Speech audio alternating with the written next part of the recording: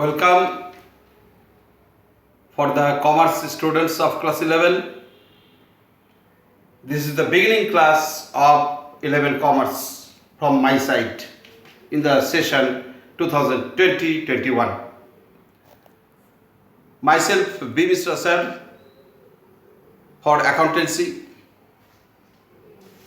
Actually, accountancy subject is a brand new subject for class 11.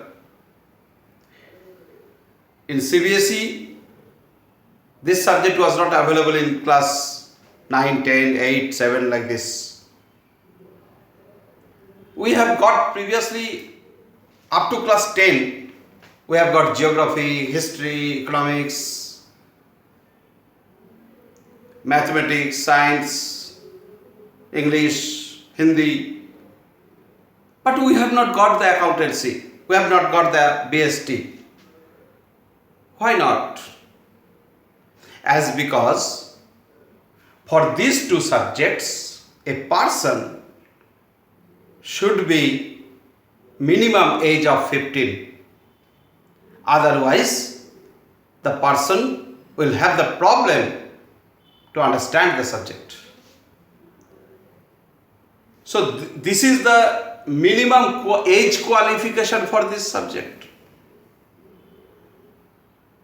Otherwise, accountancy also was started in class 1. A for accountancy, B for bookkeeping, B for BST.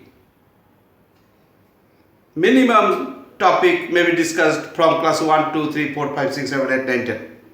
But that was not possible yet now in the history of the education. Minimum mental maturation, minimum age maturation is needed for understanding these subjects. That's why I will advise you, I will request you to understand the topics from the very beginning as you are in the track of commerce. In class 11, first chapter, meaning and objective of accounting. What is the meaning of accounting? What are the objectives? That is, उद्देश्य क्या है accounting करने का? Accounting process का उद्देश्य क्या है? What are the characteristics of accounting? Accounting process का use कौन करते हैं? That is, users of accounting. What are the advantages of accounting? What are the limitations of accounting? These things we will get in theoretical aspect for this subject, for the accounting in the first chapter. Book keeping क्या है इसके बारे में भी हम लोग को मिलेगा फर्स्ट चैप्टर में. So this is my first episode for the first chapter of 11 accountancy, that the meaning and objective of accounting. Look at the whiteboard. These are the characteristics of accounting. But before characteristics of accounting, we should know that what is accounting. Actually, suppose एक businessman है जो business करते हैं, या कोई school है, कि कोई फैक्ट्री है जो बिजनेस होता है, कि कोई एनजीओज हैं, गवर्नमेंट ऑर्गेनाइजेशन है, सपोज रेल. हर एक ऑर्गेनाइजेशन में फाइनेंस का जरूरत होता है इंफ्रास्ट्रक्चर बनाने के लिए, और वो ऑर्गेनाइजेशन जब फॉर्म करते हैं उसके बाद बहुत सारे खर्चा, बहुत सारे इनकम, बहुत सारे एसेट्स को खरीदा जाता है, बिल्डिंग, फर्नीचर, मशीन. तो ऑल दीज, अगर हमको कोई 5,000 रुपया दे दिया, देके बोल दिया कि ये सामान खरीद के लाओ बाजार से, हम खरीद के तो लेके आ जाएंगे, बहुत सारे सामान खरीद के लाए. लेकिन अगर कोई पूछेगा कि पर्टिकुलर सामान क्या दाम लिया, कितने करके लिया, इतना सारा हमको 2-4 आइटम के बारे में याद रहेगा, लेकिन बाकी सब के बारे में याद नहीं रहेगा. तो इसलिए क्या करना पड़ता है, हमको डायरी में कहीं ना कहीं हमको नोट करके रखना पड़ेगा। जहां तक एक बिजनेस का सवाल है, कि जहां तक एक ऑर्गेनाइजेशन का सवाल है, वहां पे तो बहुत सारे ट्रांजैक्शंस होता है। ये देखो फिर ट्रांजैक्शन एक वर्ड आ गया आपके सामने, जो एक नया है। ट्रांजैक्शन वर्ड कहीं हम लोग पहले 10 तक में कहीं पे हम लोग को नहीं मिला था। ये ट्रांजैक्शन का मीनिंग क्या है? ट्रांजैक्शन का मतलब है लेन देन। मतलब आपने किछु लेन, আমাকে কিছু देन। मतलब हमने सामान खरीदा, हमने 20 रुपीज दिया, एक चॉकलेट खरीदा, हमारे पास चॉकलेट आया, हमसे 20 रुपीज चला गया। This is the transaction. या 20 रुपीज नहीं दिया, बाद में देंगे, तो भी ट्रांजैक्शन, बाद में देना है। सो ऑल दिस ट्रांजैक्शंस, एक इंसान के दिमाग में कभी सारा साल भर में जितना हुआ है ट्रांजैक्शन, सारा ट्रांजैक्शंस याद नहीं रहेगा। उसको कहीं ना कहीं नोट करके रखना पड़ेगा, और वो नोट करके रखने का पर्टिकुलर सिस्टम है, पर्टिकुलर प्रोसेस है। जो पूरा वर्ल्ड में कोई भी ऑर्गेनाइजेशन हो, हर एक ऑर्गेनाइजेशन में सेम प्रोसेस में वो अकाउंटिंग प्रोसेस को फॉलो अप किया जाता है, रिकॉर्ड किया जाता है। और ये पूरा सिस्टम जो है अकाउंट्स का, अकाउंट्स को मेंटेन करने का जो पूरा सिस्टम है, उसको मेंटेन करने का जो प्रोसेस है, वो प्रोसेस को बोलता है accounting. So what is accounting? Accounting is an art or process of recording, classifying, summarizing, and interpreting all the transactions of an organization, financial in nature. ये डेफिनेशन में जितना नाम बोले, जितने प्रकार का वर्ड इस्तेमाल किए, इसमें से ये मीनिंग जो डेफिनेशन बोला गया, इसमें से आपको बहुत सारे कैरेक्टरिस्टिक्स झलक आएगा। जो अभी कैरेक्टरिस्टिक्स डिस्कस करेंगे तो slowly you can understand. Come to the discussion for the characteristics of accounting. Characteristics first, अब देखा, accounting is an art as well as science. सवाल है बहुत बड़ा, आर्ट साइंस। आपको 10 तक आर्ट्स भी मिला था, साइंस भी मिला था, कॉमर्स नहीं मिला था। लग रहा है कि कॉमर्स तो कहीं है ही नहीं। यहां पे तो बोल रहा है कि accounting is an art as well as science. भाई अकाउंटिंग तो कॉमर्स का टॉपिक है, तो फिर इसमें साइंस और आर्ट्स कहां से आ गया? कोई भी काम होता है तो सबसे पहले उस काम में सबसे पहले आर्ट्स आता है, उसके बाद साइंस आता है। जैसे कि एक एग्जांपल दे रहे हैं, then it will be easy to understand to you. Suppose law of gravitation, ये आविष्कार किया था न्यूटन ने। कैसे? He was sitting on the chair under the apple tree.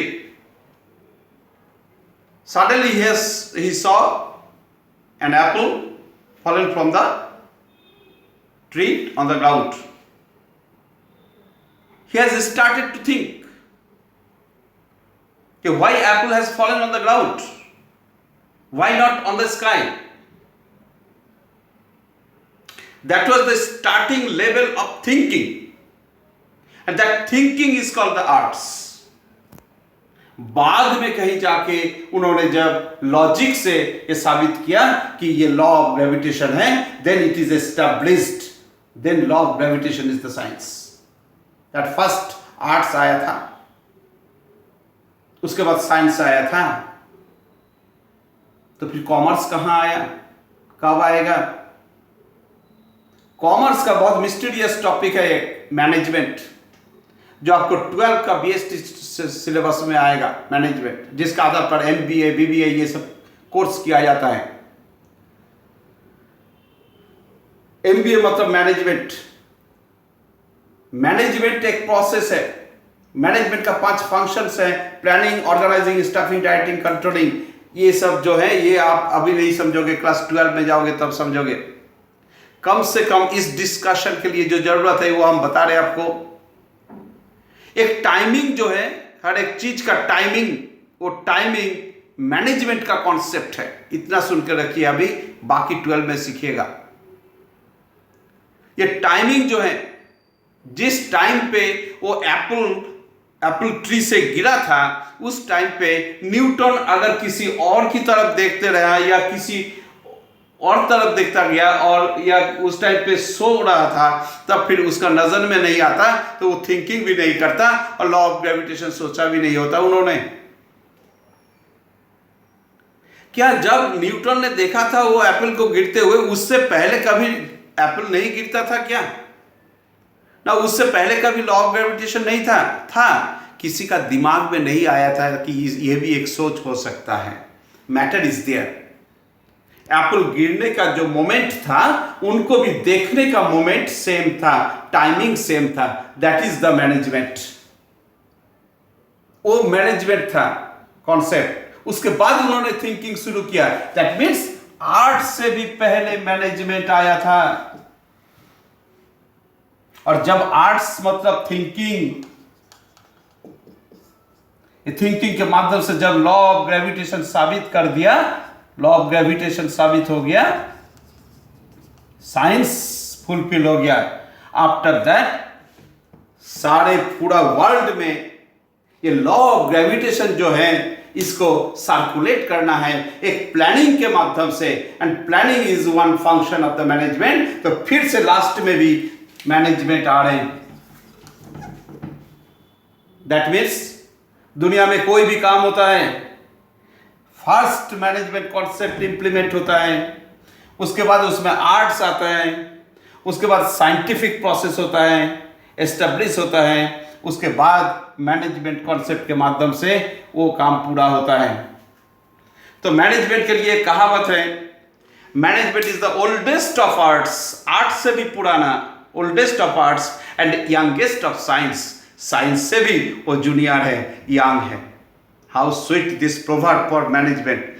And we should be very proud being a commerce students that starts with the management, continues and ends with the management, in between the everything in the world. So we are the lucky person being a commerce. Okay, come to the point. So accounting is an art as well as science. तो फिर accounts जो maintain होता है, accounts को art बोल रहे हैं, yes, और साइंस भी बोल रहे हैं। क्यों? क्योंकि accounts जो मेंटेन होता है, जो खर्चा हो रहा है कि कोई एसेट खरीदा जा रहा है, हिसाब जो मेंटेन हो रहा है, उसके लिए जो थिंकिंग चाहिए, किस प्रोसेस में मेंटेन करेगा, वो नॉलेज हो रहा है आर्ट्स। और जिस प्रोसेस में वो मेंटेन करेगा, मेंटेन जो हो रहा है, तब उसको साइंटिफिक प्रोसेस में मेंटेन हो रहा है। इसीलिए कहा जा रहा है कि आर्ट्स भी है, साइंस भी है। सेकेंड कैरेक्टरिस्टिक बोल रहा है, recording of financial transaction only. Recording of financial transaction only मतलब सपोज बोल दिया गया कि मैनेजर वर्कर्स को टीम स्पिरिट बढ़ाने के लिए 5 टाइम्स का वार्म अप लेक्चर दिया, तो ये इसका अकाउंट्स में कहीं रिकॉर्ड नहीं होगा, क्योंकि ये फिनेंशियल नेचर का नहीं है। सामान खरीदा गया, सामान बेचा गया, मशीन खरीदा गया, लेबर को सैलरी दिया गया, वर्कर्स को कैरिंग कॉस्ट दिया गया, all these are the financial in nature. That's why accounting वही है, accounts to be recorded whichever transaction will be the financial in nature. That's why it is called recording of financial transaction only. Money रहेगा तो ही record होगा। जैसे कि बोला ना, manager ने वार्म अप लेक्चर दिया तो उसमें कोई मनी इन्वॉल्वमेंट नहीं था। सो मनी इन्वॉल्वमेंट रहेगा तो ही रिकॉर्ड होगा। It is one characteristic. Record करने के बाद एक्चुअली ये जो रिकॉर्डिंग का बात कर रहे हैं हम लोग, रिकॉर्डिंग का एक प्रोसेस है उसको बोलते हैं जर्नल। धीरे धीरे सीखेंगे, very slowly, is the fast for you in life. ये जर्नल को रिकॉर्डिंग बोलते हैं। इसको रिकॉर्डिंग करने के बाद क्लासिफाई करना पड़ता है। It is classified in the ledger form. Ledger accounts बनाना पड़ता है, उसका एक पर्टिकुलर फॉर्मेट है। जर्नल का भी सॉरी एक पर्टिकुलर फॉर्मेट है। बट माइंड इट, जो जर्नल बनेगा पर्टिकुलर फॉर्मेट में कि लेजर बनेगा पर्टिकुलर फॉर्मेट में, वो पर्टिकुलर फॉर्मेट हर एक ऑर्गेनाइजेशन के लिए है, पूरा दुनिया का सेम प्रोसेस में बनता है। That is called the uniformity. ये लेजर अकाउंट्स बनाने के बाद एक समराइजिंग स्टेज है। समराइजिंग मतलब पूरा साल भर ये जर्नल लेजर चलता रहता है अकाउंट्स में। हर एक कंपनी का, हर एक बिजनेस का जितना ट्रांजैक्शन होगा पूरा साल में, सबका जर्नल लेजर रिकॉर्डिंग होगा, क्लासिफाइंग होगा, और साल का लास्ट में जाके समराइज होता है। उसका एक अलग नाम है, ट्रायल बैलेंस नाम है, फाइनल अकाउंट नाम है, फिनेंशियल स्टेटमेंट बोलते हैं उसको। उसके आधार पर वो समराइज होगा। समराइज होने के बाद पता चलता है कि कंपनी को कितना प्रॉफिट हुआ कि कितना लॉस हुआ साल के लास्ट में, और उसको फिर इंटरप्रेट किया जाता है। इसलिए देखिए 6th नंबर कैरेक्टरिस्टिक्स आ रहे हैं, interpretation of result. Interpretation of result means जो भी फिनेंशियल स्टेटमेंट या फाइनल अकाउंट या ट्रायल बैलेंस जो बनाया जाएगा लास्ट में समराइजिंग स्टेज में, उसके माध्यम से नेट प्रॉफिट हुआ कि नेट लॉस हुआ उसका पता चलेगा। अब वो प्रॉफिट जितना उम्मीद गया था उतना हुआ कि कम हुआ कि ज़्यादा हुआ, कैसे ये रिपोर्ट तैयार करना, अकाउंटेंट उस रिपोर्ट को तैयार करके रखेगा। That is called the interpretation. और ये रिपोर्ट तैयार करेगा किस लिए? क्योंकि वो अकाउंटेंट फिर कंपनी का जो मैनेजर है उस मैनेजर तक पहुंचाएगा, सुपीरियर तक पहुंचाएगा, कम्युनिकेशन करेगा। कंपनी का इंटरेस्टेड ग्रुप जो है सप्लायर से सामान लेते हैं, सप्लायर को पता होना चाहिए कंपनी का क्या कंडीशन है, फिनेंशियल कंडीशन। कंपनी कस्टमर के पास सामान बेचते हैं तो कस्टमर को पता होना चाहिए कंपनी का फिनेंशियल स्थिति क्या चल रहा है। कंपनी का बैंक है जहां से लोन लिया था कंपनी, तो बैंक को पता होना चाहिए कि ये कंपनी प्रॉफिट में चल रहा है कि लॉस में चल रहा है। कंपनी में जो लोग इन्वेस्ट किया था, share holders, those shareholders or investors should know also whatever the financial condition of the company. all workers employees जो काम कर रहे हैं कंपनी में, उसको भी पता होना चाहिए कि हम जिस कंपनी में काम कर रहे हैं ये कंपनी प्रॉफिट में चल रहा है कि लॉस में चल रहा है। so all these are the stakeholders of the company, customer, supplier, bank, government जिसको टैक्स मिलता है कंपनी से, workers, employees, society, all investors, shareholders, all these are the stakeholders of the company. तो सबके पास इंफॉर्मेशन पहुंचे जाता है, ये कम्युनिकेशन होता है, या कंपनी का जो मैनेजमेंट होते हैं मैनेजमेंट के पास इंफॉर्मेशन जाता है कि कंपनी का कंडीशन क्या है। तो अकाउंटिंग का बहुत सारे कैरेक्टरिस्टिक्स हैं, उनमें से लास्ट कैरेक्टरिस्टिक्स है कम्युनिकेशन, कि अकाउंट्स प्रोसेस जो बनाया गया ये कम्युनिकेशन फॉर्म करते हैं कि सुपीरियर को, मैनेजर को ये कम्युनिकेट करना किया जाता है कि इस साल का अकाउंटिंग का कंडीशन इस तरह है। So you listen this video properly and you go through the book. Obviously DK Goel book is a very good book for learning for the students, easy to understand this book. And first chapter, meaning and objective of the accounting, first topic I have discussed, you read out from the books and try to understand. Thank you very much.